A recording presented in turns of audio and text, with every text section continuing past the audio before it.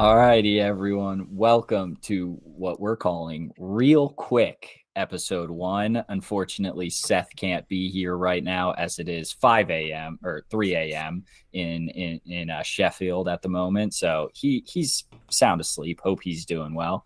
But for the rest of us, George, Tyler, and myself, Cam, we are here to just basically run through this comic book news that has been going on this week because there's a lot of it. There's a lot of DC news that we just got. This is being recorded on a Tuesday night, so I'm really freaking open. There's not any more news this week. That being said, this weekend is our holiday special. It will not have any news or a review like our normal episodes. It is just going to be a simple Halloween special podcast.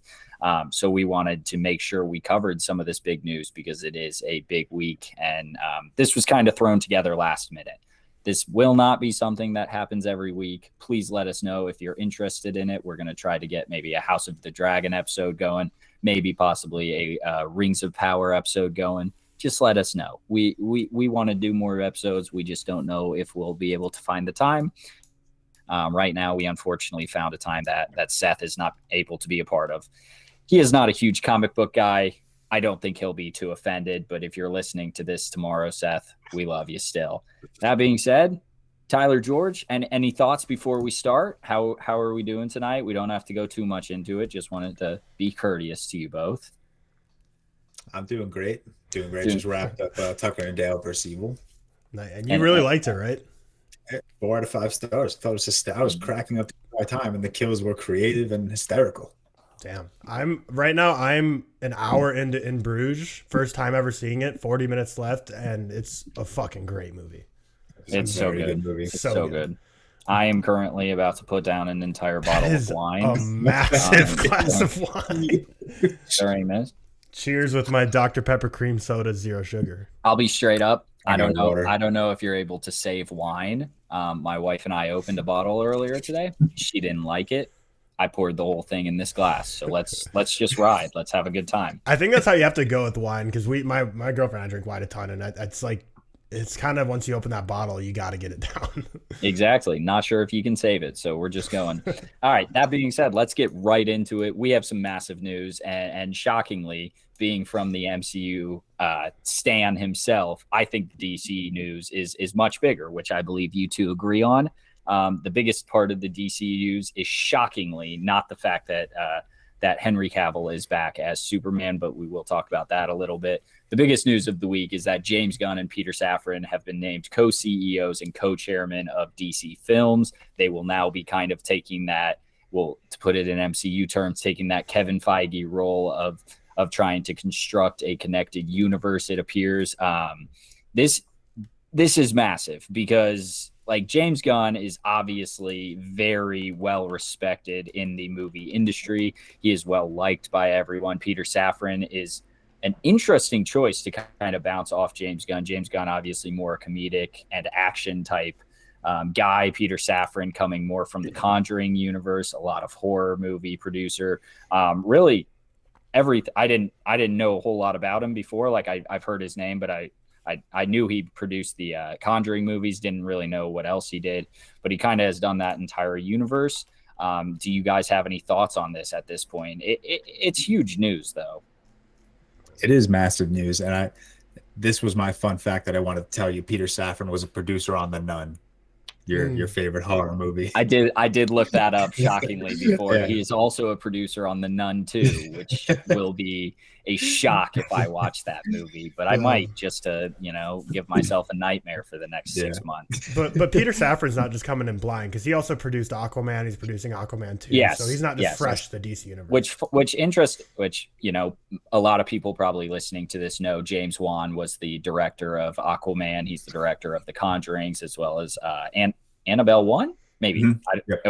Okay. Yeah, not The Nun. He's not the director of The Nun, which may or may not be why The Nun is a big old stinker. But that being said, it seems like them two are kind of just fellas. Peter Safran, like you mentioned, got introduced on the first Aquaman, is producing the next Aquaman, and it seems like they're just ready to go. James Gunn, obviously directing the next Guardians of the Galaxy for the MCU, but he said time and time again, he's done after Guardians 3. it appears he's got bigger fish to fry. Is there anything you fellas expect now from the DCEU? Because I do think this warrants expecting a little bit more now. Yeah, I also just want to add in, this is also not like a blind relationship between Peter Safran and James Gunn. They've known each other since like 2005. They've worked as producer, executive producer, and director on several films in the past. So this was it Scooby-Doo? No, it was not what it's going to do. It's a couple of old movies from the late 2000s. But yeah, I think we can expect, hopefully, some cohesiveness going forward in the DCEU. Obviously, James Gunn's been spearheading this next generation of DCEU content with Peacemaker and the Suicide Squad. So I can't believe Tyler clipped it in our last podcast, but I think he is the best person to move forward. He understands these characters the best. He's proven he's a capable filmmaker. He's also got obviously producing experience, and now he's being teamed up along someone who also has a significant amount of producing experience. I'm excited. This is bigger news than any MCU news that we've gotten over the last couple of weeks. This is huge because this actually gives the DCEU some hope.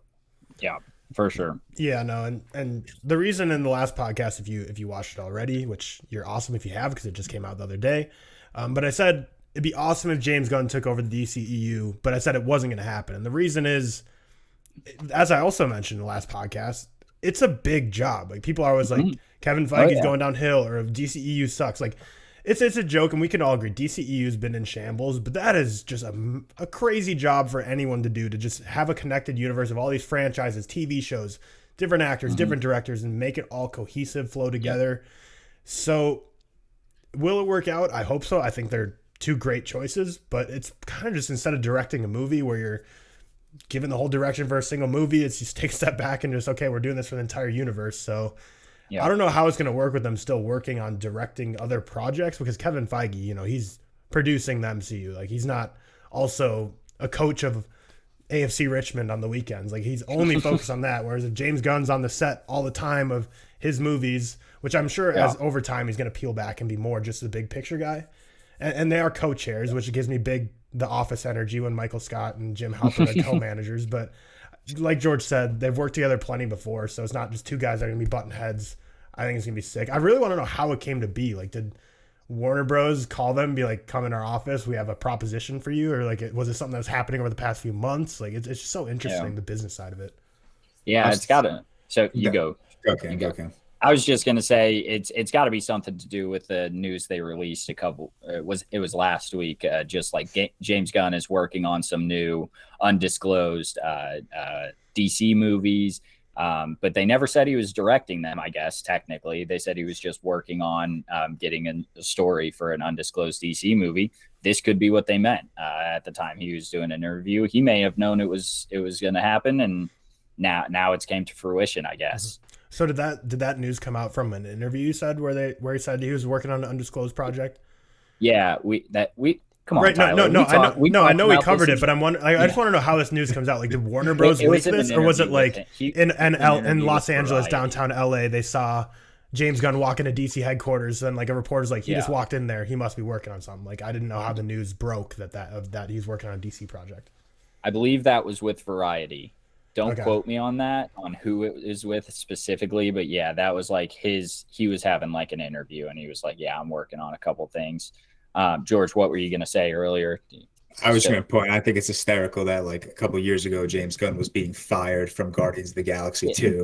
James Gunn, like, it's just like the comeback of the century. Since then, he's made the Suicide Squad, Peacemaker, Guardians of the Galaxy 2. He's doing this baby Guardians of the Galaxy holiday special, and now he's running DC Studios. Like, this man got fired from a project and then just blew up, and I think that's hysterical. Yeah, I wasn't going to bring it up, but it's shocking like how much James Gunn evaded getting canceled. Which his tweets way back when are not okay, and he's admitted they're not okay. Yeah. Like, what category of tweets were they? You don't have to go specifics, but I literally can't remember. They were child sex tweets, but not like him wanting to do it. It wasn't like, it was just like making jokes about it, which Right. Not okay. No, still not okay. Said, but that's even more credit to what George was saying, how it's like the comeback of the century. Because name any other canceled celebrity, even if it was a decade ago, you remember like, oh, they did this, or this is the reason they were canceled. James Gunn, I'm like, I can't even remember what he did. And that just shows how he was able to bounce back. And I think that almost shows the problem with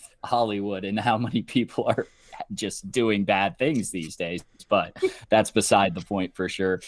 James Gunn, basically, he had an interview saying like, hey, it's time to bring in and give all these like characters that we love, the Batman, Joker, Harley Quinn, Superman, Aquaman, all these characters, we need to bring them together and start like honoring them in a way, because they have changed a lot of people's lives, you know, whether you like it or not. The comic book universe changes people's lives for the better and probably for the worse, if we're being honest with some.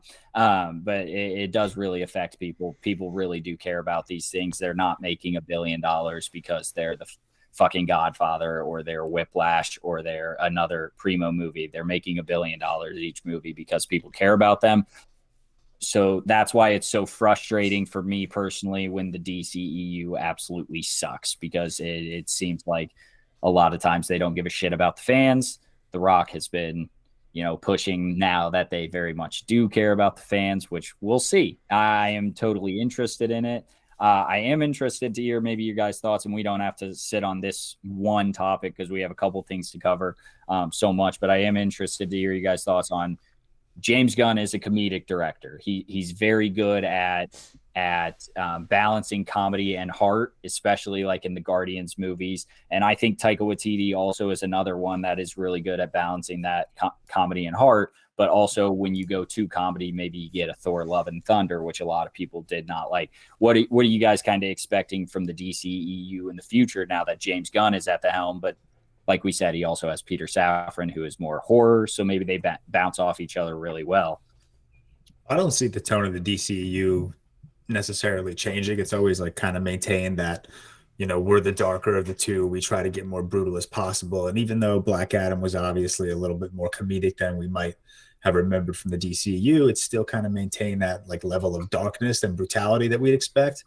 I'm looking forward to James Gunn hopefully filmmaking way more DC films, because his tone in the Suicide Squad and Peacemaker, awesome. I think that's a beautiful blend of like raw comedy, like very dry humor, but still upholding this brutal nature of the story he's telling. So I want to see how. I don't think he's going Thor Love and Thunder. Let's like relax with that. Yeah. No, I mean, I'm just saying. When you lean too much into it. Yeah. You know? Yeah, I mean, I trust James Gunn not to do that. Yeah. Yeah, and people would agree. I know some of my friends would agree that Peacemaker they would say is technically funnier than any of the MCU Phase 4 shows. I think a lot of people would disagree with that, but there's people out there that would say it's funnier than. But everyone would agree that Peacemaker's yes. Right, but I'm saying, but everyone would agree that Peacemaker's more brutal than any MCU Phase 4 TV show. So while he brings the comedy, he's very much brings the brutality side as well.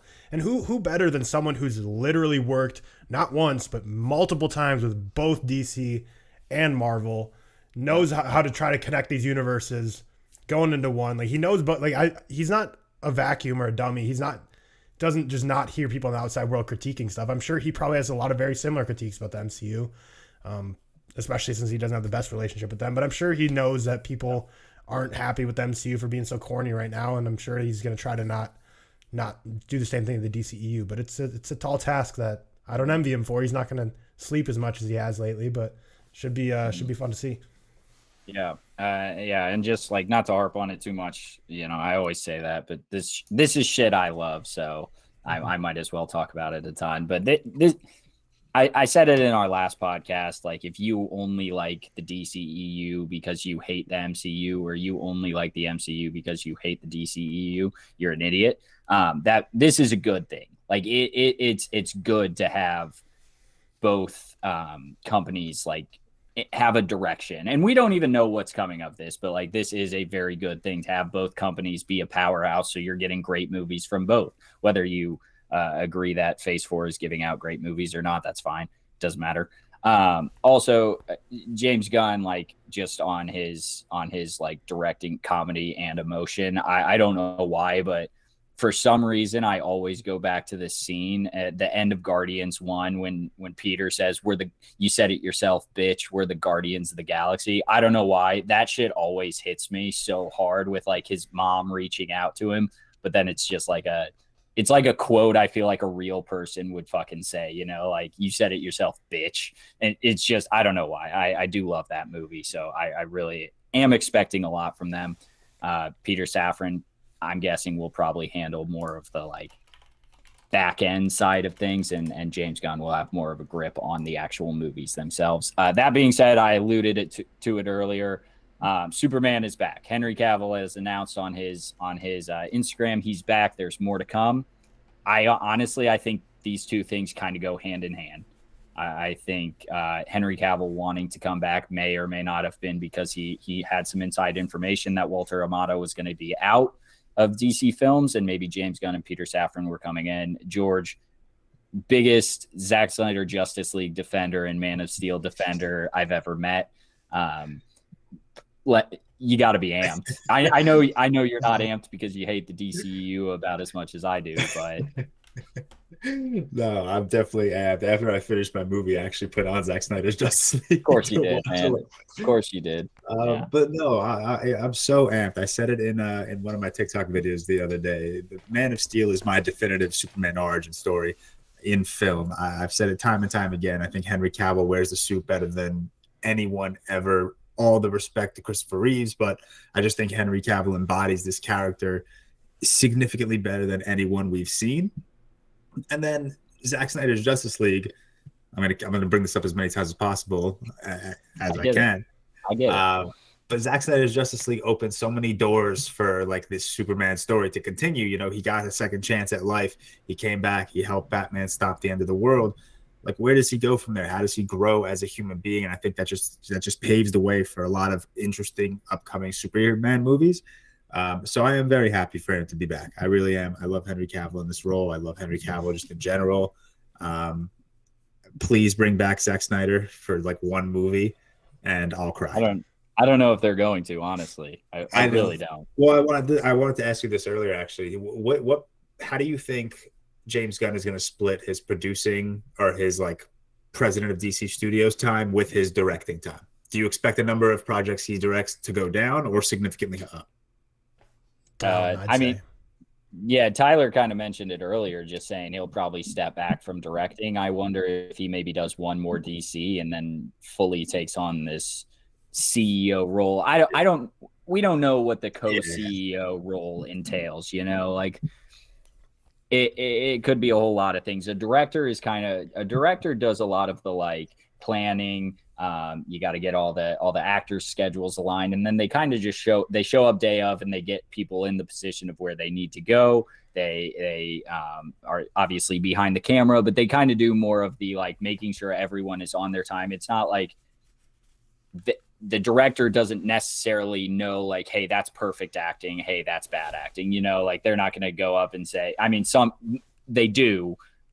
But they also have a lot more broad roles. And this is kind of just multiplying it by 10 almost. Like you have to now get a universe aligned.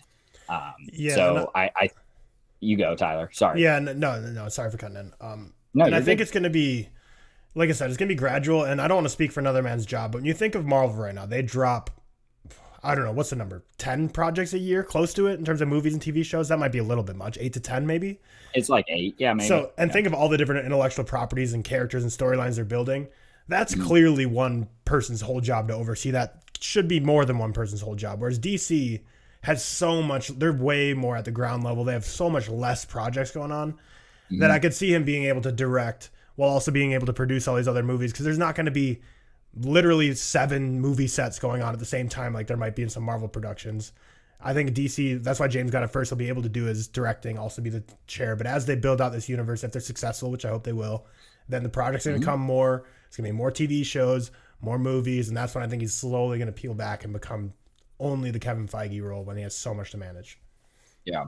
Yeah. And I hope they get there. I say time and time again, like the MCU may not be putting out the best movies ever. It's not, let's be honest. what they've done with this connected universe. And yeah, it's annoying to have to watch 18 different projects a year, or eight projects actually a year.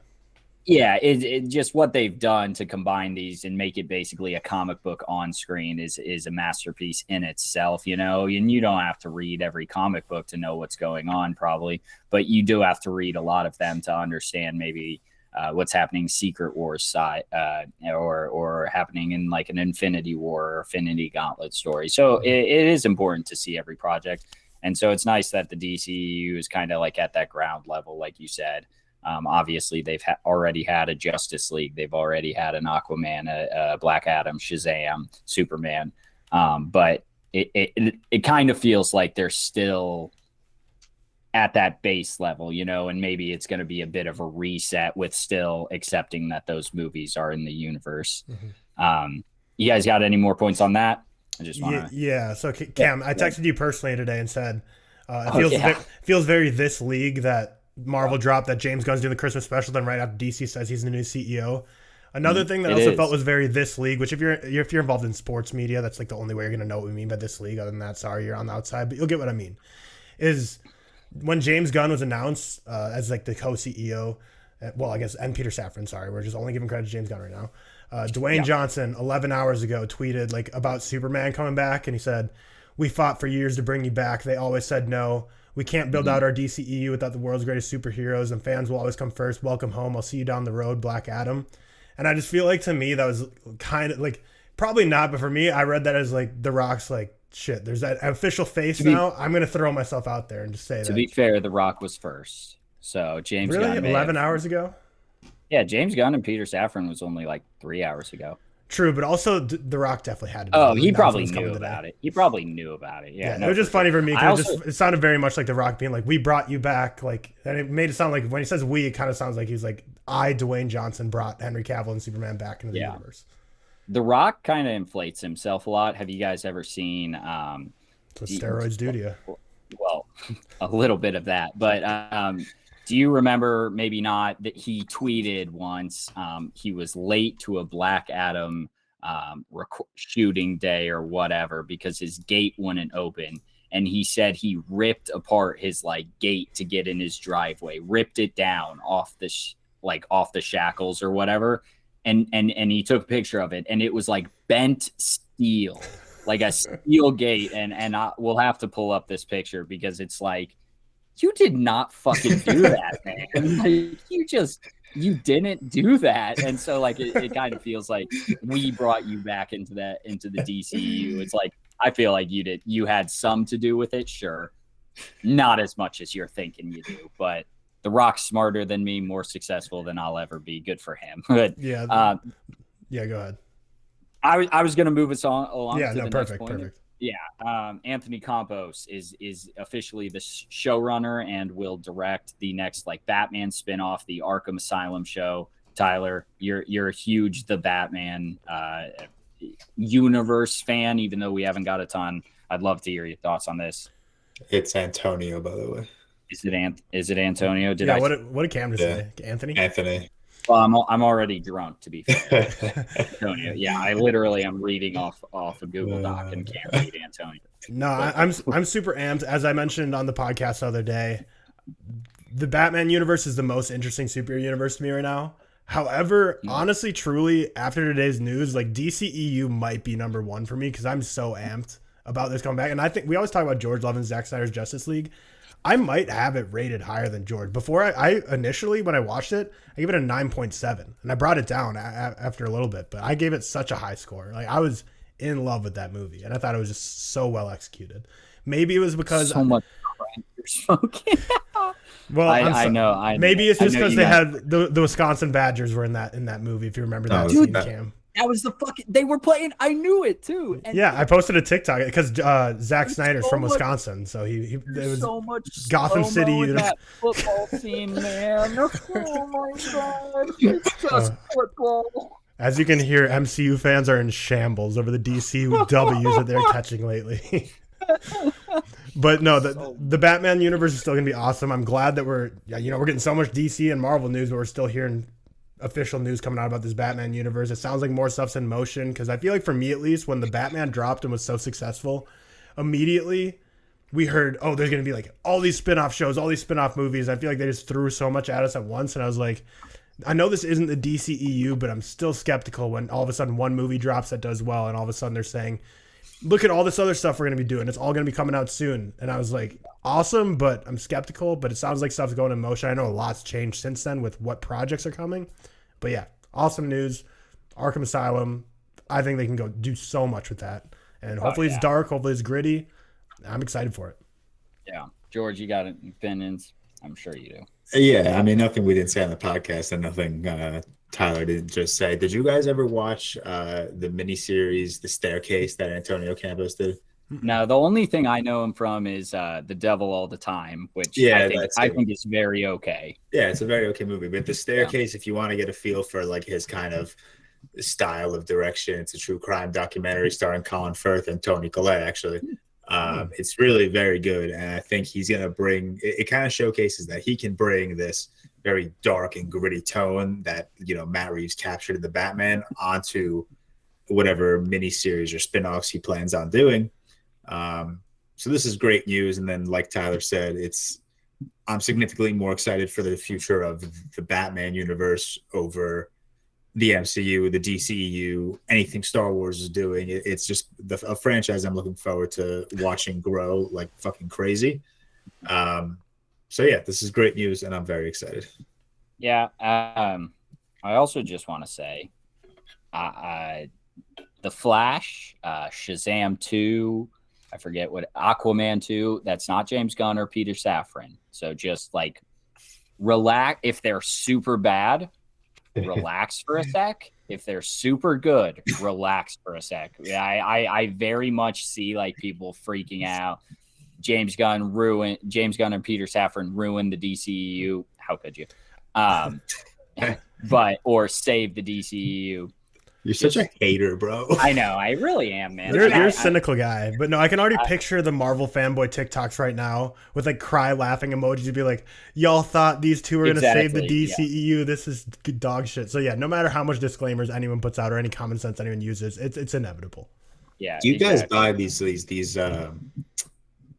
the people that get to see that have recently gotten to see The Flash early are like calling it a masterpiece? Do you remember that news was going around? It's gotten like the same like as the Dark Knight. As the Dark Knight did. Yeah, no shot. There's no way. No shot. No, I thought I heard Black Adam got that same kind of like early screening. I thought Black Adam does.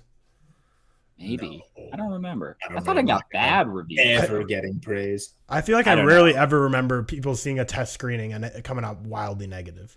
I'll be honest, like since starting this pod, I noticed things a lot more. You know, like I would have seen maybe like, hey, The Flash has good reviews, and then I'll just scroll past because like who cares? But now like during the pod, maybe I'll make note of it, and then so I feel like now that I'm noticing more things, it's maybe not as impressive. Like just that I didn't remember, you know.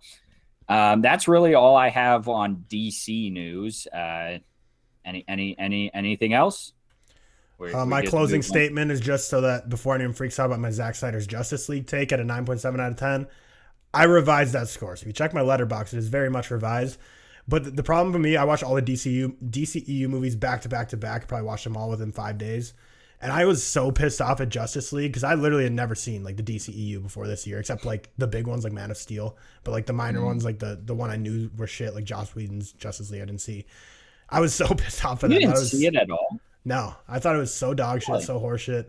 And then I watched Zack Snyder's Justice League. I was like, holy fuck. Like it just like actually blew my mind how much better it was. I think I still have it at 4.5 out of 5 stars, and I'll stand by that till the day I die. I think it's a fantastic movie.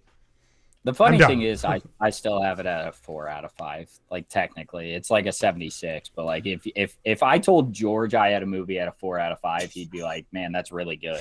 You know? Dude, I swear that's always the case with you, Cam. I feel like every time we'll mention a movie, you're like, it's not that great. And then I'm like, what do you have it rated? You're like a 68 out of 100. I'm like, that's not a bad score. I said, what was it, a couple weeks ago? I said Civil War I don't hold in as high regards as most people. I still have it at a 4 out of 5. It's sitting at an 85 out of 5. That's still pretty low, I feel like.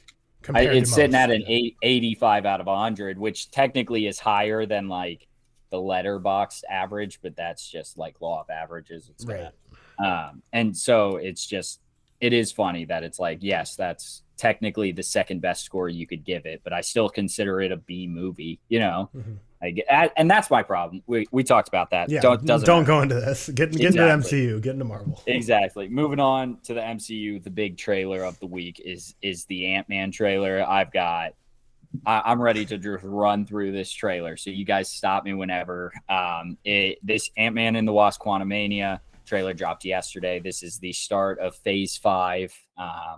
Phase 4 kind of felt like it went on forever. I think that's just because they added TV shows, and also COVID put a delay on a lot of movies. But yeah, so Black Panther, Wakanda Forever is the end of Phase 4, entering Phase 5 of this. Is it the multiverse saga, I believe? Yeah. So this trailer opens up. We have Scott Lang. He's kind of living his high life. He's writing books. He did start a pod. Dude's just like us, you know, celebrities just like us. Am I right? Yeah, he started a pod. He's doing book signings. This dude's the shit. We get our first look at Catherine Newton, who is a great actress, first of all. She is now playing Cassie Lang. She has basically made a machine. I believe it seems like it's to contact them when they're in the quantum realm, because last time he was in the quantum realm, he got lost there. So I'm guessing it's for that purpose, or maybe to contact other things that are in the quantum realm. She turns it on. Janet Van Dyne, Michelle Pfeiffer's character, is all like, hey, man, no, don't be contacting the quantum realm now. Oh, bummer. We already have. We're sucked in. We're sucked in on our human clothes. We have all of our suits on now. Great. Who cares? Doesn't matter. But yeah, they're all sucked into the quantum realm. We got our first look at the quantum realm, as well as the quantum city, which is like a big comic book city in the realm. All of this I'm getting from Google, people. I do not read comic books, but I'm a big fan of these movies. Just, yell at me if you want. Janet Van Dyne basically explains that this is an entirely like separate universe. The way it works in like a quantum level, so it's so small that it's its own universe.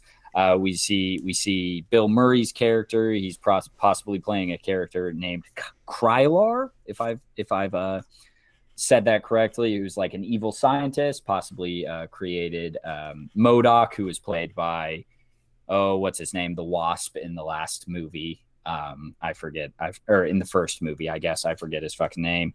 And then we get the first look at Kang, which is the big reveal of Jonathan Majors, who is jacked as shit in what looks to be Chronopolis, which, if again, comics, Chronopolis is like his layer where it sits on the end of time and has portals to all points in time. This is like the MCU's version of Chronopolis, it looks like. It looks like he's building an army, trying to get ready for like a Kang type war that was explained in Loki. If you guys remember, like, the He Who Remains was all like, hey, if you don't like me, you're not going to like my variants. And then Sylvie, if I remember correctly, Sylvie, yeah. Loki, Sylvie. Yeah, she's all like, I don't care. Stab. Spoiler alert for Loki. It seems he's captured Cassie in the trailer, hoping that Scott will steal something for him, probably some sort of like quantum technology to get out of the quantum realm or to control space and time. Kang is a very like space-time villain. He doesn't have, from what I know about the comics, he doesn't have any actual real powers. He's just from the future and has so much technology that for our timeline, it is so advanced, it's basically powers. That is the rundown of what happens in the trailer. Do you guys have any thoughts on the trailer so far? I mean, I think it looked good, but I think everything Marvel does looks good. So. I suck. But what do you guys think? I'm really excited for this, and I thought the trailer looked great. A lot of people were commenting that the aesthetic of this trailer looked a lot like Star Wars. And then on Twitter, I saw a bunch of the Spy Kids pictures, and I just thought that was funny, the dichotomy between those two fucking. I think that was a lot of memes, but yeah, it was a ton of memes, but those were funny. Kang in the comics, and I've been trying to catch up on a lot of my Kang graphic novels because I'm really genuinely excited for Jonathan Majors to play his character. He in the comic violates the Avengers. Like, he makes Thanos look like an absolute pussy. He is an absolute menace, and I really am looking forward to Marvel exploring just because he's not going to be like a one-off. He's not going to be there for one movie and then get killed off. If that happens, I'll be furious because Kang can violate these characters for 4 or 5 movies straight. And then this is one of the Marvel movies that I've been anticipating like crazy recently, because I feel like it's going to be the first one that actually like has implications to the multiverse. I know obviously No Way Home, they had like that big ending with the multiverses all coming together, but the stakes in No Way Home just didn't feel as large just because it was drowned out by Toby and Andrew. So I think Ant-Man and the Wasp Quantumania is really going to be Marvel's first, direct line to the multiverse and giving it a reason to be in these movies. Do you not consider Loki that? Yeah, you're right. I do. Okay. I forgot about it. No, that's fine. I was just wondering. It doesn't matter. Tyler, your thoughts? Yeah, like George said, I hope Jonathan Majors as Kang is here to stay, which based on where they're going, you'd think that's a for sure thing. But Avengers Kang Dynasty a little worries me that like Kang Dynasty, like I could easily see that being like the remnants of what he created now going into effect because he's now dead and it's his dynasty. But I don't think that's going to be, but I'm a little worried that it could happen. Can I cut you off? Okay, just that was one of my questions is do you think, like, because it's not confirmed this is Kang the Conqueror, whatever you want to call it. Do you think this Kang in Quantumania is the Kang in Avengers 5, the Kang Dynasty? And do you think he's going to be the same guy, or do you think he'll get killed off in this, possibly by himself issuing a new guy? I think this is going to be like an Ultron situation. You kill one Ultron bot, his mind just going to go to the next. I think it's going to be the same thing with Kang's multiverse selves. What we see in Ant-Man Quantumania might not be the definitive Kang, but this Kang will have a relationship if he is not the correct one. Mm-hmm. Yeah. My prediction is I think this movie's going to be sad. Like, No Way Home ended very sad note. Infinity War ended very sad note. But most movies, Marvel movies, will have sad moments, but the overall ending is, inspiring hope and you're excited for where it's going next. But I think this movie's going to end sad. I think we're all going to be very sad and depressed walking out of the theater. This is my prediction. Yeah, I've seen a lot of things that like possibly Ant-Man's going to die in this one, and then obviously they're working towards Young Avengers. So will Cassie take that role? I was talking to a couple of my friends who are not on this podcast. I was talking to them, like, it's interesting that Ant-Man is kind of the most important movie / character right now. And I think that's a lot to do with the fact that Paul Rudd's the biggest actor in the MCU right now, other than Chris Hemsworth, but you're not going to get like 5, 6 more. And maybe I'm just like Florence Pugh is a better actress or actor. No, I think you're right. I'm just trying to think of other ones. Yeah, exactly. I mean, also, like, Michael Douglas is a bigger actor, but he's also in this movie. Michelle Pfeiffer might be a bigger actor also in this movie. Like, just in the but they're not big for this new age of like people who are joining the MCU and maybe just now getting into it. So I think that's the reason, but it's kind of funny if you watch like Ant-Man 1 or Ant-Man 2, the post-credit scene of Ant-Man 2 has a lot to do with like Marvel and obviously into Infinity War, but it's very funny that like Ant-Man is the guy now. Like, what do you guys have any thoughts on that? I was just throwing that out there. I just think the nature of his character makes him the most important. He's the only one with quantum access.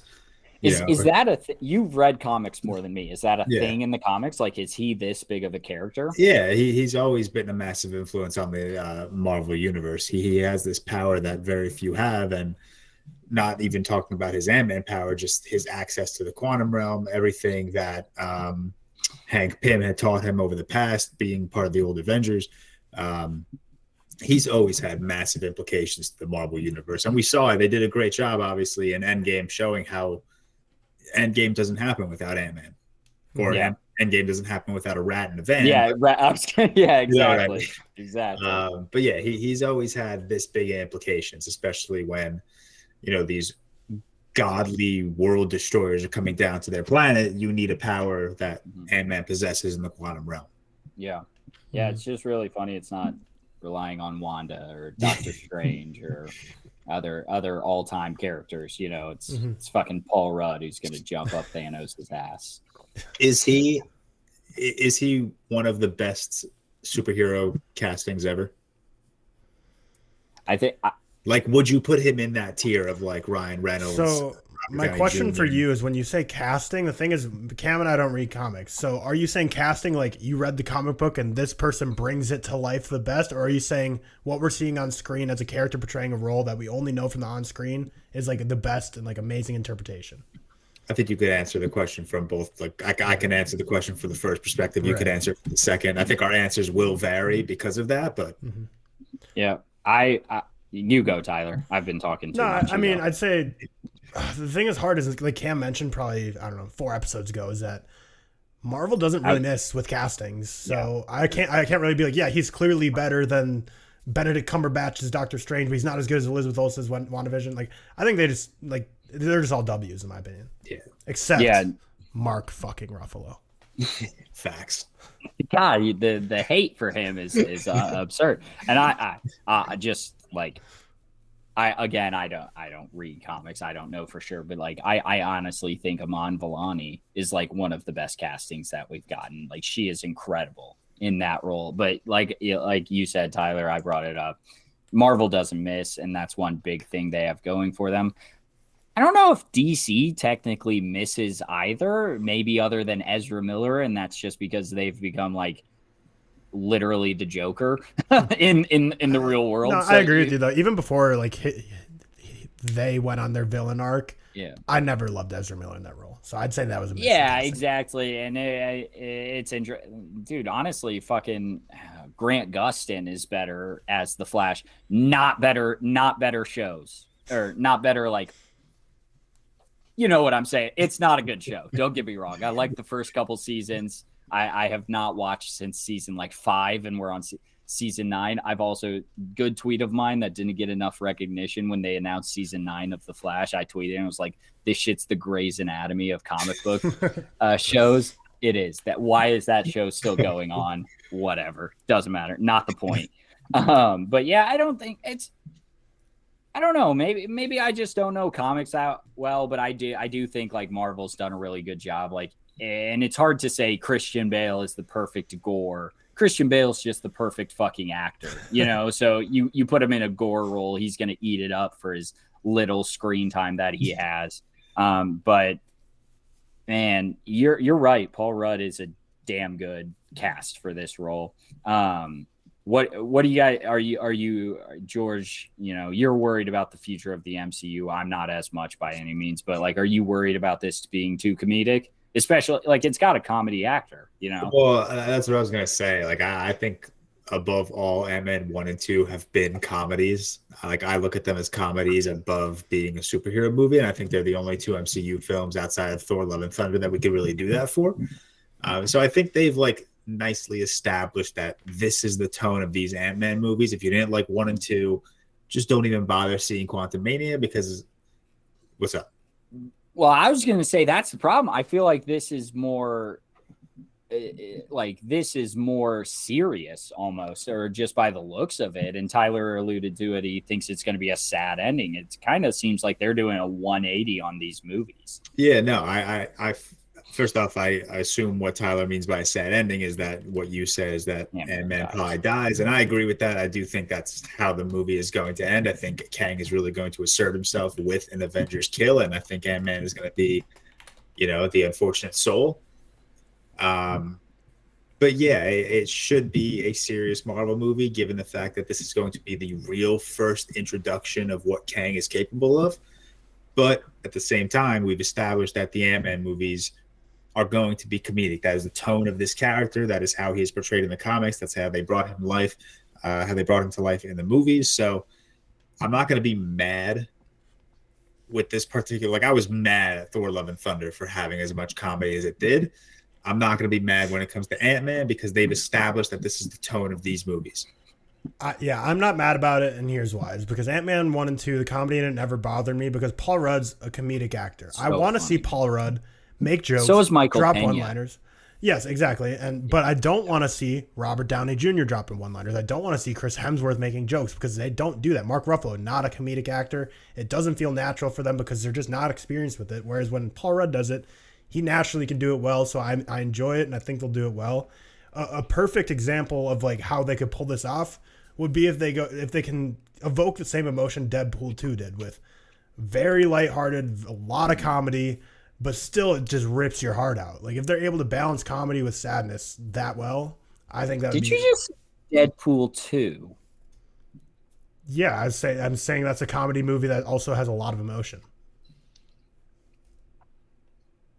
I don't.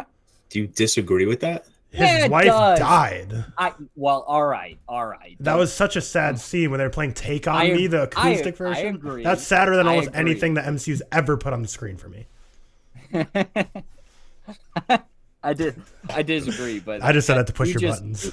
No, that's fine. You throwing out Deadpool 2 just kind of threw me in a loop because I thought at first I didn't think it was that crazy to say it, but no, it may not have been crazy at all. I'll be straight up. I think I saw Deadpool 2 twice in theaters, and I don't know if I've seen it since. Probably. I watched Deadpool 1 a good amount, so maybe I'm not remembering it great, but I just don't remember it being too emotional. Obviously, his wife dies. Yeah, that hurts, but this is beyond the point. I didn't mean to cut you off like that. I'm so sorry. Derailed me. I was flabbergasted. Continue. No, that's all I'm saying. If they're just able to make a funny movie like Ant-Man 1 and 2 have been, but able to rip your heart out and not make a one-liner as Ant-Man's dying on the ground, then that'll be good. Man, I think he can be like literally Deadpool 2 once again. Ryan Reynolds when he's dying, not as much of jokes, but like as he's dying, maybe let out one little one-liner, and then you can end the movie. I think that's the thing, man. And there are so many times in the MCU and maybe DCEU. And just any other fucking universe in general, it doesn't matter, where I feel like they've really done well with comedy / emotion. And then it's like a character's dying and someone cracks a joke. And I'm like, well, you've had 80% of this movie having jokes. You don't need this last bit of this character dying to have the jokes, And I feel like it can't be that hard to sit in the writer room and say, hey, maybe we don't need a joke this specific time. Maybe we just let it air out and give it the emotion, And I can't think of a specific example at this exact moment, but I'm sure there are one. There are some. That's all I've got. Any other points? We're good. All right. Guardians of the Galaxy holiday special. Not as big of a trailer by any means, but it does give us a little bit. This is directed by James Gunn, who we talked about earlier.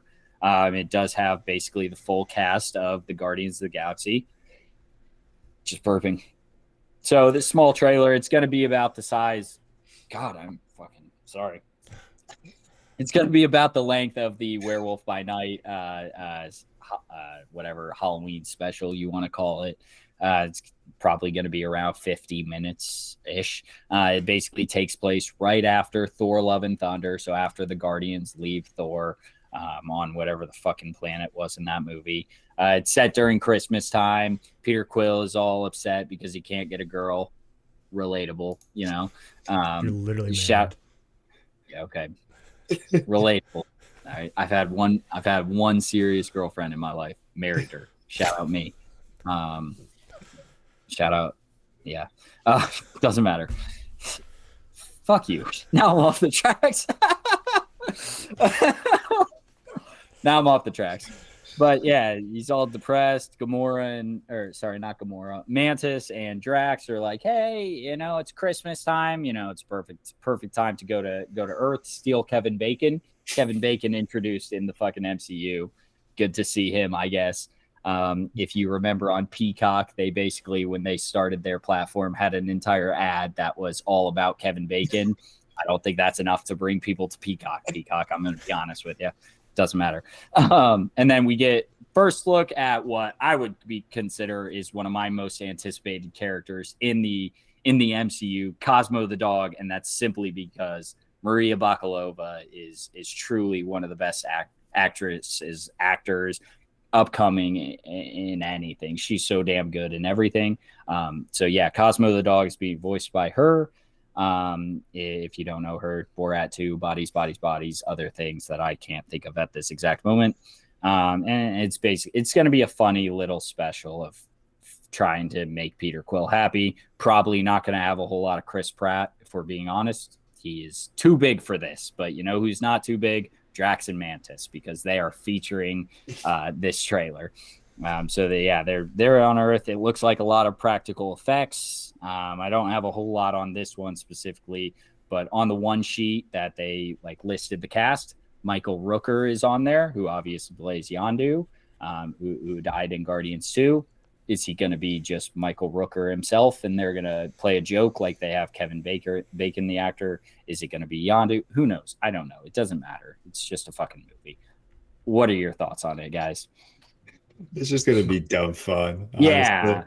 It's like I didn't even know this was coming out. The trailer kind of surprised me. I watched the trailer. I was like, okay, they're not taking themselves seriously at all right now. Sorry. I will say this is kind of a big thing. We got this is a comic book character, Alpha Groot, who is like an extreme version of Groot, which does look very good. Good. I'm personally on the side of I don't care for baby. Like, I like baby Groot, but when they had teenage Groot, I was like, I don't care about this. I want Groot because we are Groot. Another just fucking make me cry every time Guardians line. Just give me regular Groot back, and that's kind of what it looks like we're getting. Tyler, anything? Yeah, just what George said. It's going to be dumb, inconsequential fun that I'm going to love to see. It's going to be great Christmas vibes. Not going to really play much into the MCU whatsoever, but it's going to be a George out of 5. That's exactly what we're going to get. It's going to be very fun. You're going to watch it and be like, that was awesome. Didn't really change my perspective on anything or anything like that, but it was a very cute, fun Christmas special. I'm sure it'll be funny. It's James Gunn giving me literally zero reason to not expect it to be fun and great. I think your take is right. I don't know if it's your personal take or you saw it in some source, but I don't think we'll see much Chris Pratt in this either. No, I think that's personal take. Yeah, I think it'll be honestly like Chris Pratt and Thor: Love and Thunder. He's just there to set up the mission, and then they're like, all right, we'll go do this on Earth for you. And then that's it for Chris Pratt. But yeah, I think there's nothing to critique here. This is just a special. It's gonna be fun. I'm excited for it. Let's go. Yeah. Like you said, you said it. You don't think it'll tie into the MCU. I don't think it will either. I think it'll tie a lot into Guardians 3 though, because if I'm not gonna spoil, I guess, the trailer that was shown off at D23 or Comic-Con, whatever one it was, but it kind of seems like maybe this will lead into. It seems like Guardians 3 is kind of a mission to get Gamora back, so Peter Quill can cure his horniness, I guess. But it looks like maybe it'll tie into Guardians 3 a little bit. I don't know if we'll get the high evolutionary who is played by a man whose name I forget, but he's in Peacemaker. Oh shit, I forget his name. And then also Adam Warlock is in Guardians 3. I don't think it'll have him, who is played by the nerd in We're the Millers. Someone give me his name. That's Will more Poulter. of a household. Will Poulter. Yeah. If anyone could give me the guy in Peacemaker's name, that's less of a household name. Cam Walsh. Well, I personally was not in Peacemaker, but I was almost cast, honestly. So here's a little fun story. I sent in a casting video, and James Gunn said, "You're the best actor I've ever seen." Fuck you. But bought that for 2 seconds. I'm ashamed of myself for buying that for 2 seconds. I bought that for 2 seconds too. Yeah, no, I did not. Wow, this guy is okay. Chikwudi Awuji is his name. He plays Myrn in Peacemaker. He's playing the High Evolutionary who may or may not have made Rocket. Apparently, we're going to see a baby Rocket in Guardians 3. I'll probably fucking cry because I'm going to be straight up with you guys. I care about animals so much more than I care about people. People suck. People are the worst. You know who aren't the worst? A fucking dog or a baby raccoon. So I'll probably cry at that. One movie I've cried in, what did I say? 3 movies. One of them is Marley. Truly cried and had real tears. Yes, I've actually cried in 3 movies. Oh my God. Endgame, Marley and Me, and maybe The Big Sick. I can't. That's maybe it? I've only this is not a hard ass take. All right. It's just like I've been very sad at a lot of things. I'm just saying like real baby fucking I'm on my knees crying tears. Endgame and Marley. There's like people are commenting now that I have no fun because I don't like comedies. Now the take is that Cam has no soul because I'm too much of a hard ass. Like today I texted you guys and I was watching Ted Lasso and I was saying I was crying in the club. I wasn't actually crying, but I was very sad at an episode in Ted Lasso. Like I don't know. Maybe I need to see a therapist and like figure out what the fuck's wrong with me. But yeah, that's kind of what I got. Any other points that we want to make on this news we've gotten recently? Just two quick things. Well, one is I love Straw Hat Goofy's videos, but I saw him talking about the trailer for Ant-Man and he said it reminds me of Spy Kids and I kind of love that. If this was DC, he stole that shit from Twitter again. I love him. Okay, fine. Whoever started that, it looks like Spy Kids, but saying you love it. If that was fucking DC, no one would be saying it looks like Spy Kids. I love that. It would be roast central. People like we have to agree that Marvel inherently has a bias by the fan bases, which is fine. They earned it. But I just saw that I was like, come on, dude. If this wasn't Marvel and you saw something looking like Spy Kids, you would not be like, kind of love this. Let me just say, yeah, he's not listening to this video. He's not. Straw Hat, if you're listening to this video, you're a great guy. I love you to death. You stole that from Twitter. Just be honest, man. Just be honest. Like it's fine. It doesn't matter, but you did. So that's beside the point. He's a great man, good guy. Yeah. And what was your second point? Sorry. For me, well, yeah, just the last thing is so we've had 7 full ReelTok episodes, and this is our first ReelQuick episode, and I've legitimately never seen you as like dumbfounded or stumped with all the crazy takes you've ever had as that Deadpool. Like that literally took me back. I was like kind of like I had no clue what was going on. You were just that was more I didn't know if I heard you right, honestly. But yeah, you were just in the frame of my screen. Yeah. Like you look like you just saw a ghost in front of you. I was like, I didn't think that was anything crazy. But yeah, that was just wild.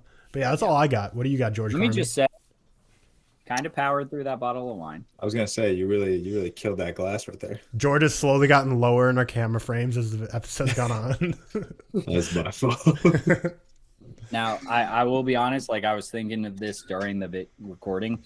You know, like Loki, I've said time and time again is like one of the best. I think it's genuinely like up there with some of the great comic book movies or shows. You don't have to believe me. It doesn't matter. I don't. Yeah, that's fine. A lot of that, I think, is last episode bias, just with Jonathan Majors, because I watched that last episode once a month. That might be a lot. Once 3 months, we'll call it. But you know how he's like, if you don't like me, you're not gonna like my other variants. That's kind of how I feel, but with like drunk Cam. So if you think I talk a lot on the ReelTok podcast, don't let me get drunk like I did here, because I'll just go on rants and you'll have to punch me in the face. That's fine, but that's kind of where I'm at right now. That just contradicts me because I get very calm. No, I'm a chatty. See, I'm very. If I met you in real life, I've told you guys this. If I met you guys in real life, I'd share like 3 things and I wouldn't know what to talk about other than movies. I can't talk to people in real life. Drunk, we'd be best friends though. Like I'd be, I'd be ready to go. Well, yeah. So I'm not stealing the complete thunder from the outro from Cam. I'll kick it back to you. But I'm just saying, like, this is what you guys can expect from the ReelQuick series, because we kind of have our scheduled Sunday episode recording for podcast, but these ReelQuicks, and like we said, we would love if every single other one Seth's in. We're going to try to make that happen. But in order to film these, like, we're busy people. So it's going to be like either late night for us, or it's going to be early morning. So we're going to either be like zooted on coffee or tired and drinking. Like these ReelQuicks are going to be a mixed bag of wild episodes. So if you enjoyed this, you'll probably see more. Like Cam said, we might do a House of the Dragon one. Cam just down the rest of his wine. We might do a House of the Dragon one. There's a couple other movies coming out this weekend that we might want to review. But like we said, sad that Seth wasn't here, but this is probably a one-time thing in terms of Seth not being here. And also, like Cam said, don't expect this to be a regular thing, like every week expecting one. But also, like, this is not going to go away. Like, we are all wanting to do more of this. It's just, like, a matter of time. And, I mean, the more we grow and the quicker we grow, the more we're going to be enticed to do it, to be honest. So, hit that share button and subscribe. But, yeah, Cam, take us over. Yeah. Totally. I appreciate you. Sorry.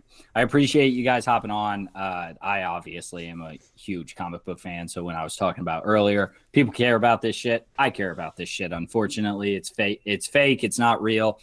Maybe I shouldn't care about it, but I do too much. I hope there are people listening that also care about it. Please, please, please subscribe to the YouTube, follow the YouTube. Somehow we get more viewers every single episode than we have subscribers. How does that make sense? Just click a button. It doesn't fucking matter. You have the time. You're not doing anything else. Literally, it takes 2 seconds. So it's very easy. Please, dude. Gaslight him. Gaslight him, Cam. Dude, I'm being serious because I'm an idiot who watches a lot of videos from one specific person and I don't subscribe to them. And I'm like, button, click. Like it doesn't matter. Just fucking click the button. It's so easy. Follow us on Twitter, follow us on TikTok, follow us on Instagram, please. We try to post as many originals as possible, but I appreciate you both hopping on. This thing went way longer than I expected, and it's probably due to me just talking the entire time. I actually think we did good on time. Yeah, good job. It was like an hour, right? Yeah, an hour. That's how I told my wife 30 minutes. Cam, you by now we've been doing Real Talk for almost 2 months now. You have to know it's going to go long. So me and George knew that it was going to go long. So we're like, oh, this is an hour. We're done. All right, let's sign us off. Say goodbye to everyone, fair. Cam. That's fair. Yeah. Have a nice night. I love you all. I appreciate you coming. I appreciate the listeners. Have a good one. See ya.